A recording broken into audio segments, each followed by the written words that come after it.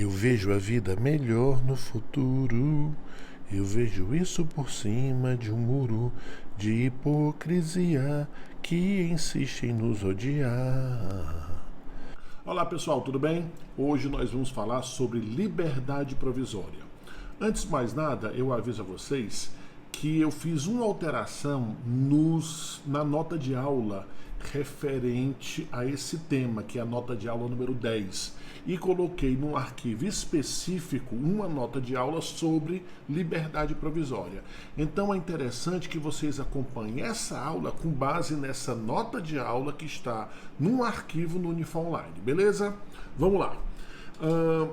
Liberdade provisória. Eu fiz aqui o conceito de liberdade provisória como sendo um instituto de direito processual penal que concede ao preso em flagrante, diante de algumas condições, o direito de responder livre à persecução penal contra si instaurada. Primeiro de tudo, pessoal, a liberdade provisória é uma contracautela à prisão em flagrante, certo? Repetindo aqui o que a gente já disse nas aulas anteriores. Quando a pessoa é presa em flagrante, o delegado tem 24 horas para lavrar o flagrante e encaminhar ao Poder Judiciário. Chegando no Judiciário, tem-se um prazo de novo de 24 horas para a realização da audiência de custódia. E nessa audiência de custódia, o magistrado terá 3 alternativas: relaxar a prisão se ela for ilegal, converter o flagrante em preventiva se os motivos estiverem presentes e não couber nenhuma medida cautelar diversa da prisão, e se não for o caso da conversão do flagrante em preventiva, ele deverá conceder a liberdade provisória. Portanto, a liberdade provisória é um instituto, certo? Que vai ter lugar quando não for o caso de prisão preventiva ou de aplicação de medida cautelar diversa da prisão. Então, ela acontece somente contra a prisão em flagrante. Liberdade provisória é uma contracautela à prisão em flagrante. O Aury Lopes diz que a liberdade provisória estaria entre a prisão em flagrante e a prisão preventiva. Ou seja, é uma forma, um mecanismo para evitar que a detenção em flagrante se converta em preventiva. Ok? Espécies. Pessoal, está lá na Constituição Federal, artigo 5º, inciso LXVI, que é o 66. Ninguém será levado à prisão ou nela mantido quando a lei admitir a liberdade provisória com ou sem fiança. Ou seja, existem duas modalidades de liberdade provisória: a modalidade com fiança e sem fiança. Lembrem-se que a liberdade provisória é um instituto de direito processual penal constitucional, porque está incrustado na Constituição Federal, no artigo 5º, que é o capítulo das garantias individuais. Ok? Bom, já que a prisão preventiva, já que a liberdade provisória pode ser com ou sem fiança, nós vamos falar aqui primeiro da liberdade provisória com fiança, certo? Primeiro de tudo, conceituar o que seria fiança. É uma caução, uma garantia que tem por objetivo garantir o cumprimento das obrigações processuais. Ou seja, pessoal, a pessoa é presa, se o crime for afiançável, a pessoa vai pagar para conseguir a liberdade. Veja, então fiança é uma caução, é uma garantia que você dá para conseguir a liberdade. Mas vejam só, quando o juiz ele concede a liberdade provisória com o pagamento da fiança, ele libera, mas impõe, ele determina que o preso, agora solto, se submeta a algumas condições: comparecer aos atos do processo, não se mudar da cidade sem autorização legal, não comunicar que vai se ausentar durante um determinado tempo. São algumas condições que a gente vai ver mais à frente exatamente quais são elas. Ou seja, esse pagamento, na verdade, o juiz ele obriga que você seja submetido a essas imposições, mas para que você tenha direito a essas imposições, você tem que fazer o pagamento. Lembrando que é uma caução ou uma garantia, porque se você vier, aliás, se o preso vier a ser processado e ao final do processo criminal ele vier a ser absolvido, ele tem direito ao retorno daquele dinheiro que ele pagou a título de fiança, certo? Por isso é que se diz que a fiança é uma garantia. É tipo assim, eu estou pagando e tenho que me submeter a essas condições. Se eu pagar um valor muito ínfimo, eu não vou ficar me sentindo vinculado ao processo. Eu posso eventualmente até fugir, até não me submeter às imposições. Agora, quando o valor é um pouco mais elevado, aí eu já fico, evidentemente, mais atento para não desrespeitar nenhuma das condições. Lembrando que existe a possibilidade de quebramento da fiança, perda do valor da fiança. Esses aspectos a gente vai falar daqui a pouco, certo? Natureza jurídica da fiança. A natureza jurídica é de direito subjetivo público do acusado. O que significa isso, pessoal? Significa o seguinte, que se a lei estipula um direito, prevê um direito, mas para a obtenção daquele direito ele vincula ao cumprimento de determinados requisitos, se aqueles requisitos foram cumpridos, aquele direito é seu, ninguém pode lhe tomar. Tá entendendo? É por isso que se diz que é direito subjetivo público ou direito subjetivo constitucional. Portanto, havendo as razões que ensejam a possibilidade do pagamento de fiança, a autoridade não pode chegar e dizer, não, mesmo tendo as razões, eu não vou lhe conceder. Não, não pode. Estaria agindo aí com abuso de autoridade. Lembrando que se isso acontecer, vai caber habeas corpus e, eventualmente, se o que moveu o magistrado para não conceder a fiança, a liberdade provisória com fiança, ele poderá responder pelo crime de abuso de autoridade. É interessante mencionar, pessoal, que quando a gente fala, o crime é afiançável, o crime é inafiançável, lembre-se que nós estamos falando aqui de liberdade provisória com fiança ou sem fiança, para ficar bem registrado. Toda vida que eu falar, o crime permite fiança, vocês sempre têm que submeter, tem sempre que subentender aquele crime permite a liberdade provisória com fiança. Portanto, a expressão liberdade provisória tem que estar sempre com a palavra fiança ou não fiança, certo? Porque o Instituto é de liberdade provisória, com fiança ou sem fiança. Em que momento pode ser concedida a liberdade provisória com fiança? Quando na análise da prisão em flagrante, né? Geralmente na audiência de custódia. Lembre-se que o CNJ e o CPP prevêem, com relação ao CPP, a audiência de custódia foi suspensa pelaquela liminar concedida pelo ministro, acho que Dias Toffoli, não, foi Luiz Fux. O Código de Processo Penal previu finalmente a audiência de custódia através do pacote anticrime, mas que foi suspenso nesses aspectos. Mas mesmo assim, a audiência de custódia ela é prevista num regramento, numa resolução do Conselho Nacional de Justiça. Portanto, feita a prisão em flagrante, na realização da audiência de custódia, onde o magistrado vai analisar a legalidade, a necessidade da prisão em flagrante, é que ele vai perceber vai analisar, ver se cabe ou não a liberdade provisória com fiança. E vai analisar também a liberdade provisória sem fiança, como eu vou mostrar para vocês mais à frente, talvez no próximo vídeo, certo?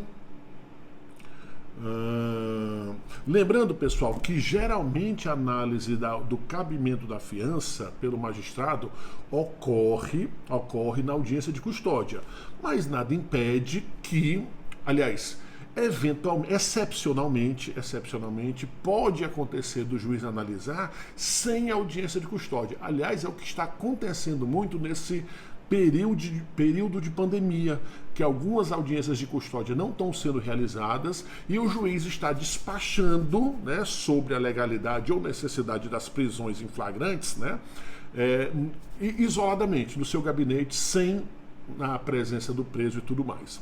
Eventualmente, a liberdade provisória com fiança poderá ser avaliada pelo delegado de polícia, porque alguns crimes são afiançáveis perante o próprio delegado de polícia, e a gente vai ver daqui a pouco também.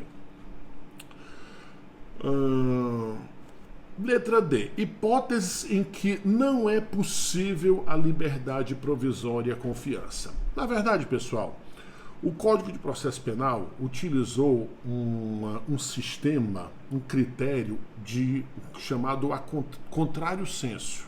Ou seja, o Código de Processo Penal, nos artigos 323 e 324, relacionou crimes e situações que não é possível a fiança, ou seja, situações e crimes inafiançáveis.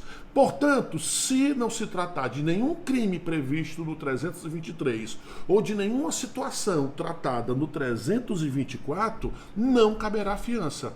Tá entendendo? Aliás, desculpe, não se tratando das hipóteses do 323 e do 324 é porque cabe.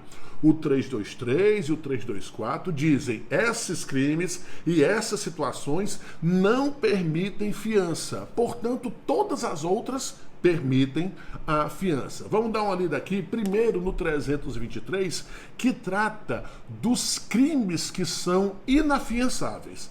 Na verdade, pessoal, esse artigo 323 repete praticamente 99,9%, inclusive o texto contido na Constituição Federal no artigo 5º.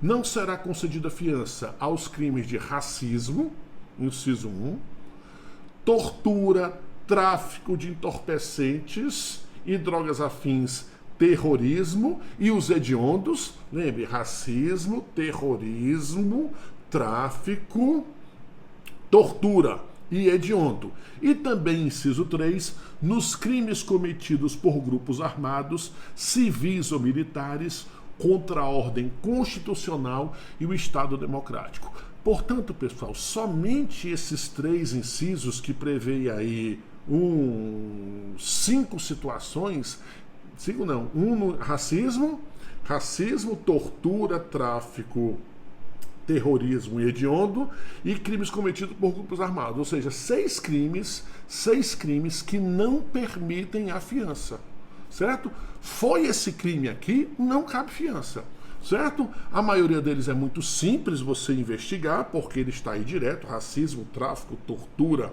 e terrorismo, mas vai dar um trabalho a mais quando se tratar de hediondo. Lembrando que os crimes hediondos, pessoal, são aqueles crimes previstos na Lei de Crimes Hediondos, que é a Lei 8.072.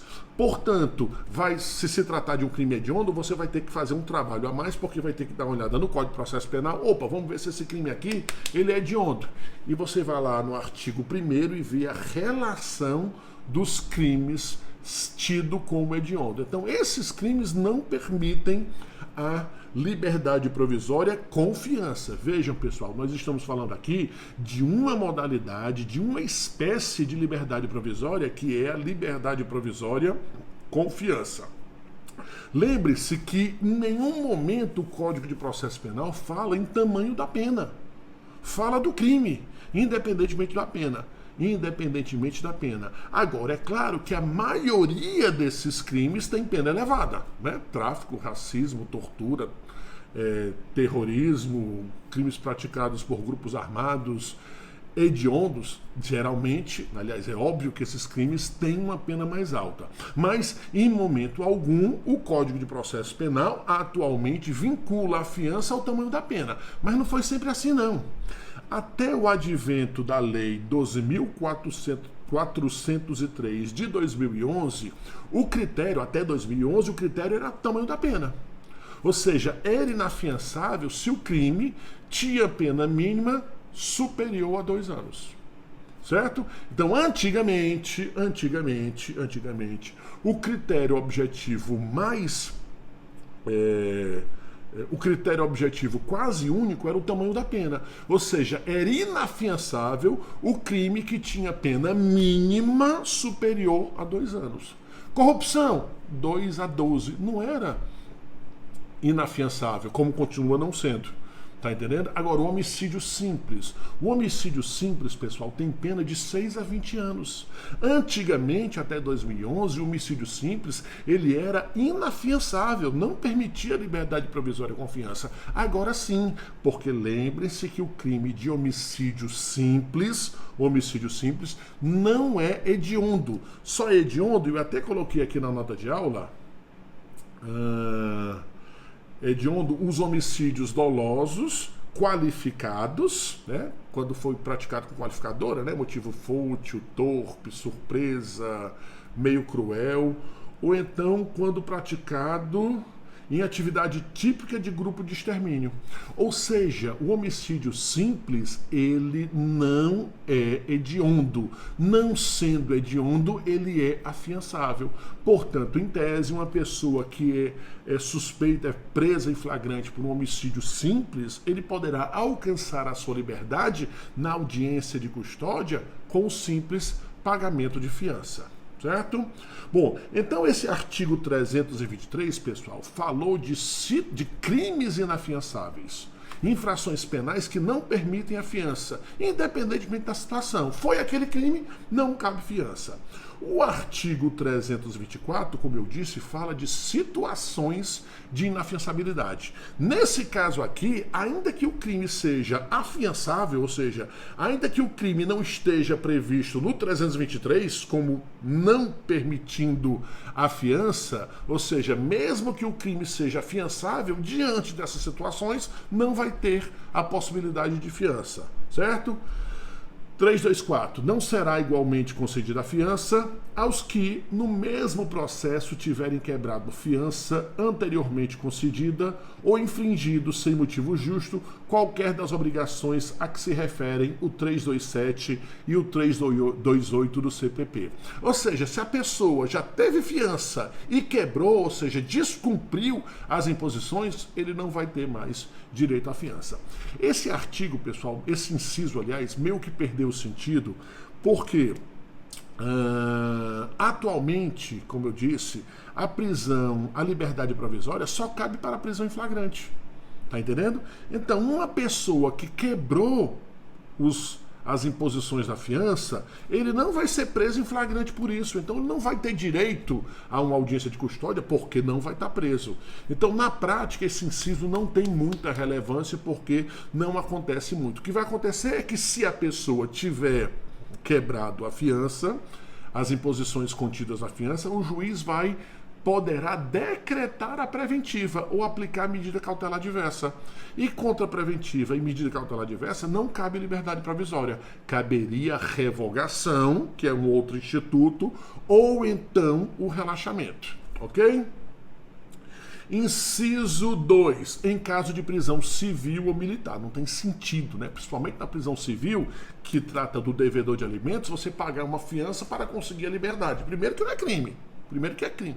Não é crime dever alimentos, embora seja um ilícito civil deveras grave, certo?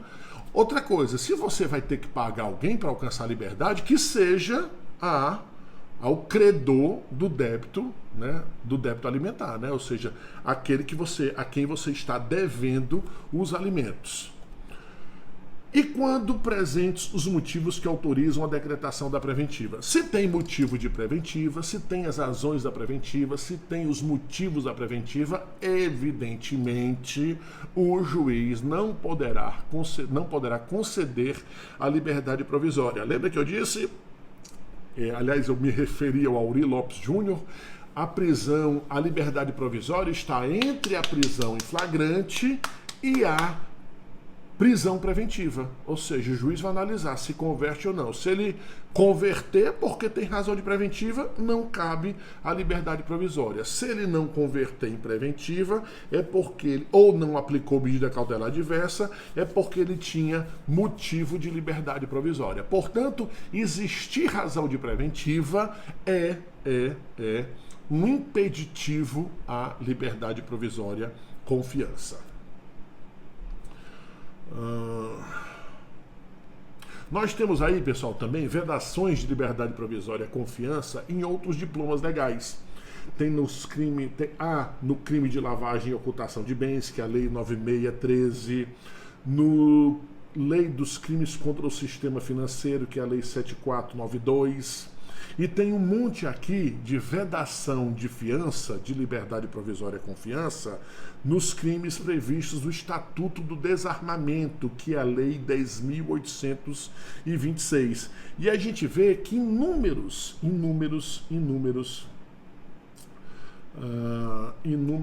dispositivos legais que impedem a fiança tratam de crimes de só menos importância. Veja, porte ilegal de arma de fogo de uso permitido, crime de disparo de arma de fogo, posse ou porte ilegal de arma de fogo, crime de posse ou porte ilegal de arma de fogo de uso restrito, crime de comércio ilegal de arma de fogo. Esses crimes, pessoal, têm uma pena muito reduzida. Tanto é que o Supremo Tribunal Federal, na ADIM 3112, de 2007, relatado pelo ministro Ricardo Lewandowski, disse que essa vedação de liberdade provisória com fiança para esses crimes é inconstitucional. Por que é inconstitucional? Porque não é razoável você prever um crime com pena leve e dar um tratamento rigoroso que é a inafiançabilidade. Se você quer ter uma lógica no sistema, e a lógica é crime grave, não cabe liberdade provisória com fiança. Então, para você vedar a liberdade provisória com fiança, você só pode dar esse tratamento a um crime que seja grave. Ora, o crime de porte ou posse de arma de fogo, que a pena, salvo engano, é de 1 a 4 anos. Meu Deus do céu! Esses crimes têm uma pena pequena. Se tem pena pequena, não são crimes graves. Não sendo crimes graves, eles não podem ter um tratamento rigoroso. E foi justamente o que foi dito no acórdão, né? A proibição de estabelecimento de fiança para os delitos de porte ilegal de arma de fogo, de uso permitido e disparo de arma de fogo mostra-se desarrazoada, porquanto são crimes de mera conduta, que não se equiparam aos crimes que acarretam lesão ou ameaça de lesão à vida ou à propriedade. Ou seja, são crimes mais leves, não pode ter esse tratamento tão rigoroso. Portanto, embora haja ainda na lei, no Estatuto do Desarmamento, essa previsão de vedação, essa vedação foi considerada inconstitucional e cabe sim liberdade provisória com fiança para esses crimes do Estatuto do Desarmamento. Ok?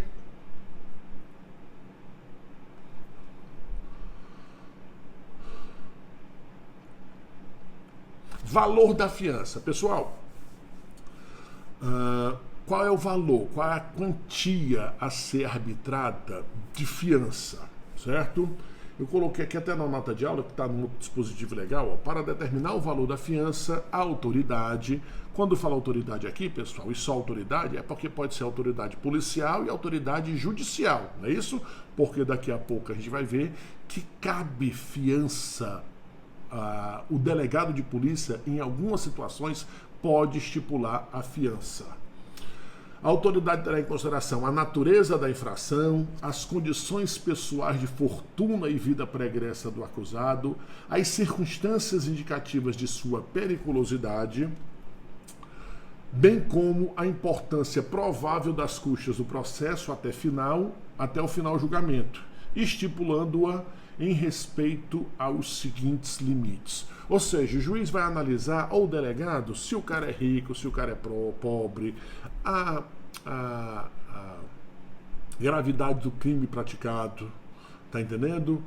Se o processo será um processo demorado ou não, que vai consumir mais custas. Então, esses aspectos o magistrado ou o delegado de polícia leva em consideração. Mas ele tem uns limites, né?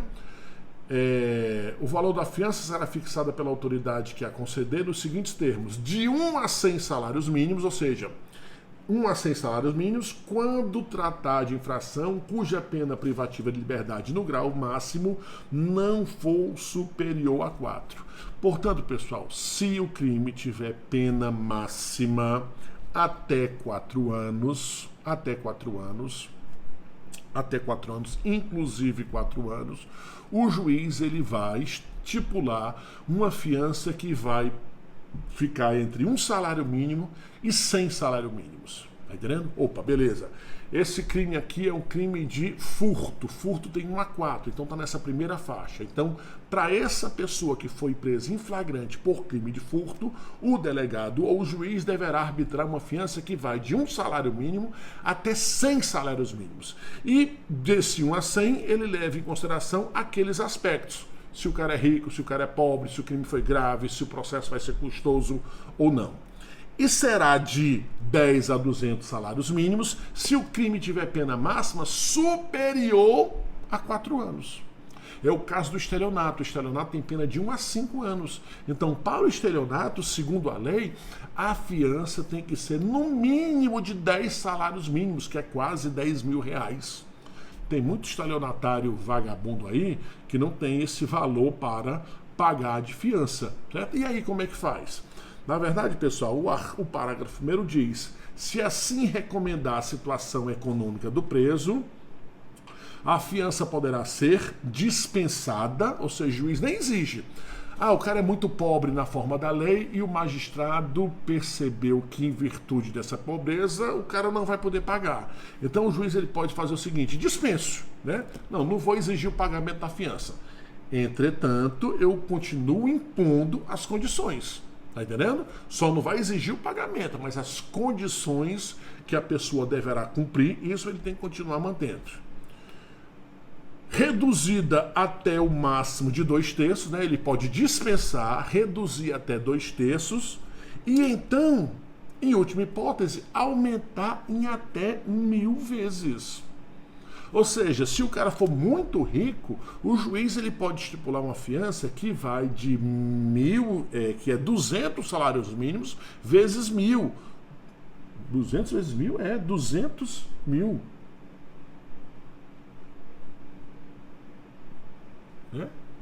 Ou seja, é um valor extremamente elevado. Tá entendendo? É um valor extremamente elevado. Ou seja, no final das contas pode ser de 0 até 1000. Pode ser de 0 até 1000 vezes, 1000 vezes 200. Pessoal, advogado é foda, porque advogado só sabe calcular 20% em cima das coisas, certo? Então, fazer uma determinação, o máximo da fiança é 200 salários mínimos vezes 1000. Tá entendendo? Eu não sei que valor é esse, porque eu não estou lembrando agora quanto é que está valendo um salário mínimo.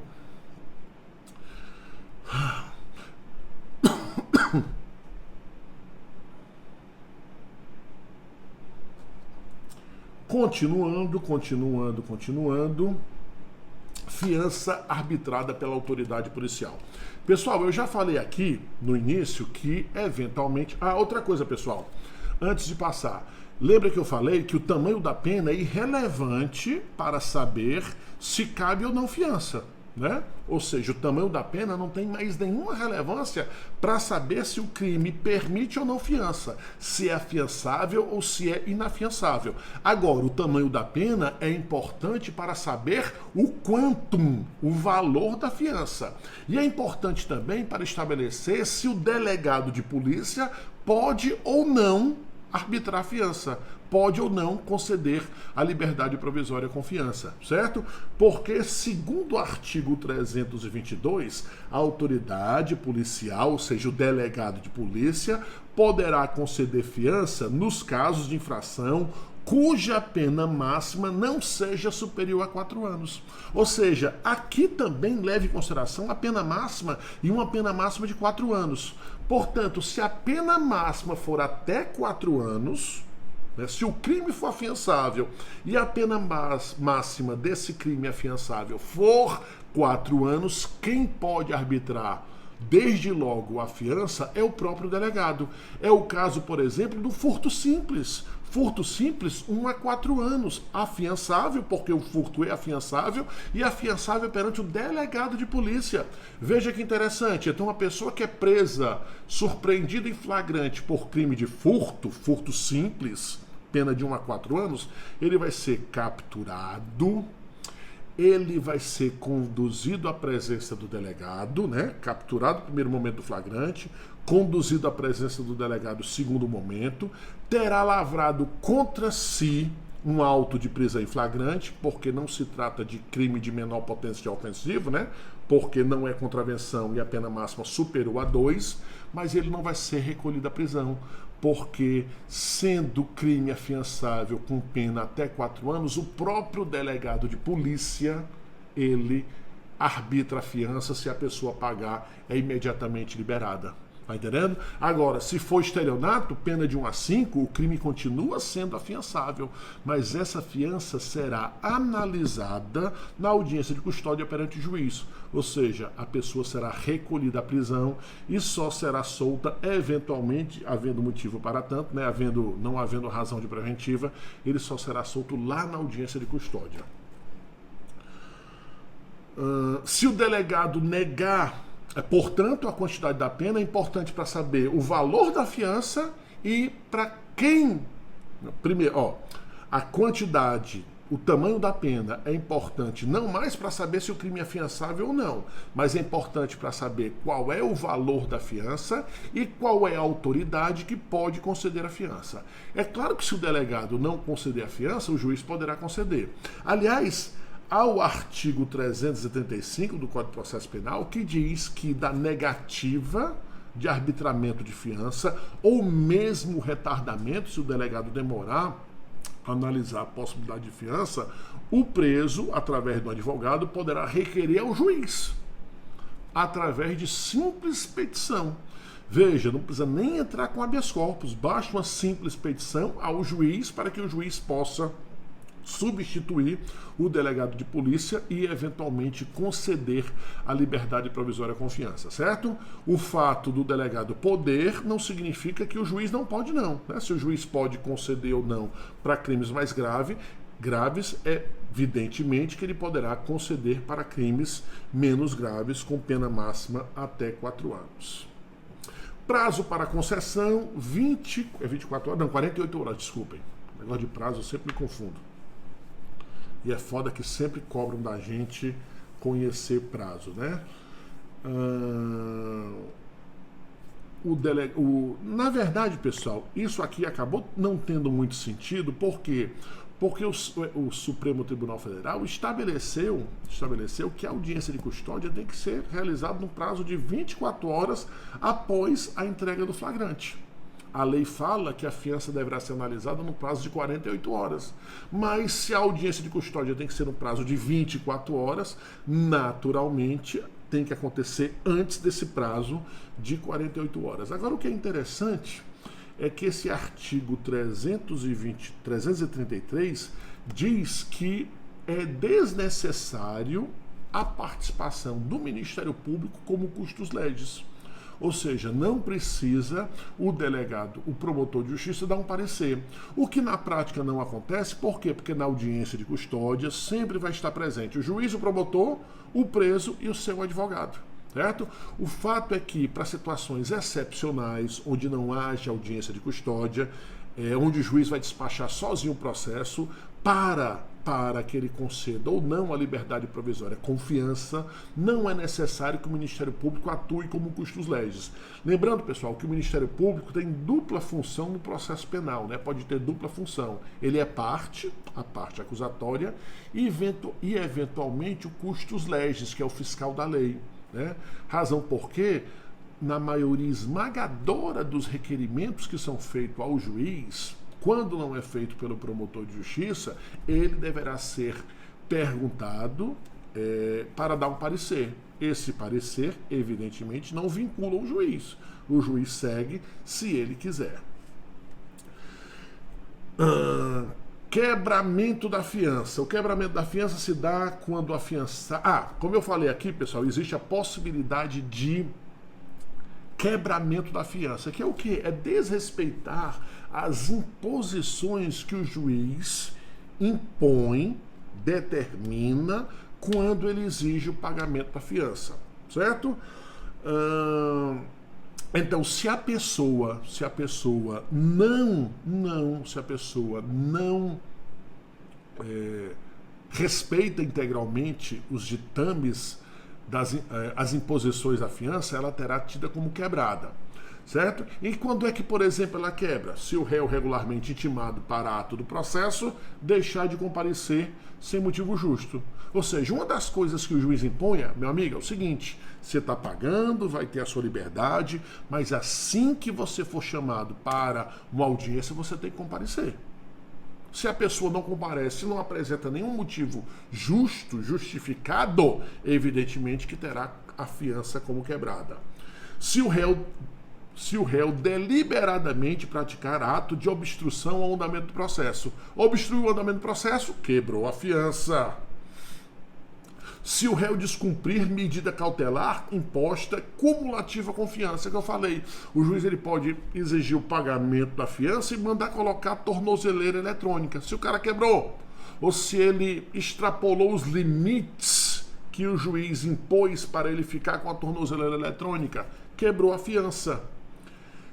Resistir injustificadamente à ordem judicial, se praticar nova infração penal dolosa. Ou seja, pessoal, basicamente essas são as imposições que o juiz faz quando exige o pagamento da fiança. Desrespeitou essas imposições, quebrou fiança. E quais são as consequências do quebramento da fiança? Né? Quebramento da fiança importará na perda da metade do valor pago. Eu falei lá no começo, pessoal, que a fiança é uma garantia, que a fiança é uma caução. Razão porque, se a pessoa é absolvida, ele recebe de volta todo o valor da fiança. Agora, se ele for absolvido, mas tiver quebrado a fiança, ele já perde aí a metade. Só vai receber a metade do que ele pagou, certo? Consequências: perda da metade do valor imediatamente. Se for condenado, aí é que não recebe mesmo, né? Cabendo ao juiz decidir sobre a imposição de outras medidas cautelares e até mesmo a prisão preventiva. Opa, quebrou a fiança? Quebrou. Então, meu amigo, você já perdeu a metade do valor. Ainda que você seja absolvido, essa metade você não recebe de volta. Além de tudo, eu vou ver se eu posso colocar, se é o caso de colocar, outras medidas além dessas. Tornozeleira eletrônica, não ter contato com alguma pessoa, não frequentar não frequentar determinados locais. Ou seja, aquelas situações relacionadas no artigo 319. E pode o juiz até decretar prisão preventiva. O fato é que, como a prisão preventiva de ofício foi abolida, entendo, né, e boa parte da doutrina, a maioria dos doutrinadores entendem que a decretação da preventiva em virtude do quebramento da fiança não é possível.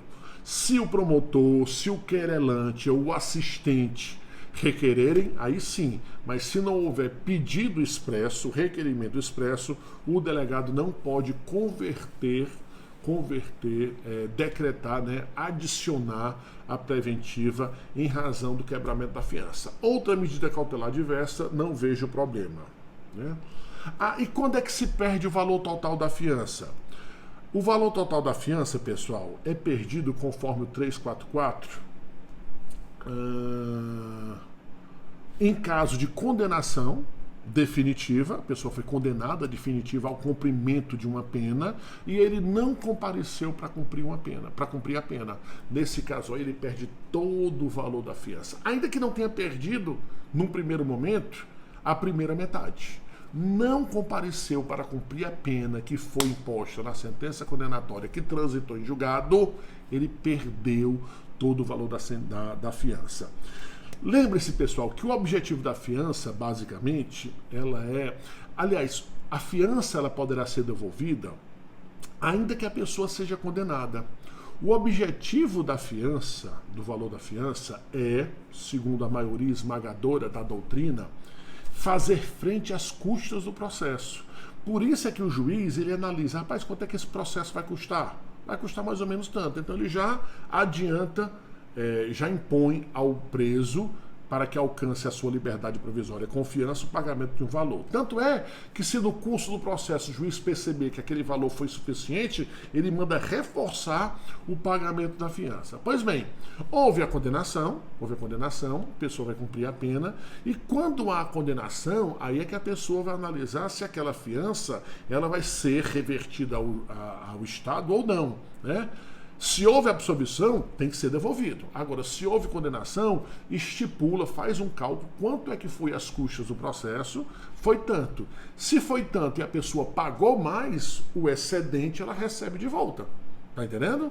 Não é para o Estado ficar com todo o valor da fiança, porque se aquele valor todo não foi suficiente, foi mais do que suficiente, sobrou para fazer frente às custas do processo, não tem sentido o Estado ficar com aquele dinheiro excedente, porque seria uma espécie de enriquecimento ilícito do Estado. Beleza? Nós vamos terminar esse vídeo por aqui, pessoal, essa aula por aqui, para não ficar muito longa, e na próxima aula nós iremos falar sobre a outra modalidade, a outra espécie de liberdade provisória, que é a liberdade provisória sem fiança. Falamos hoje da liberdade provisória com fiança, na próxima aula da liberdade provisória sem fiança. Beleza? Até a próxima!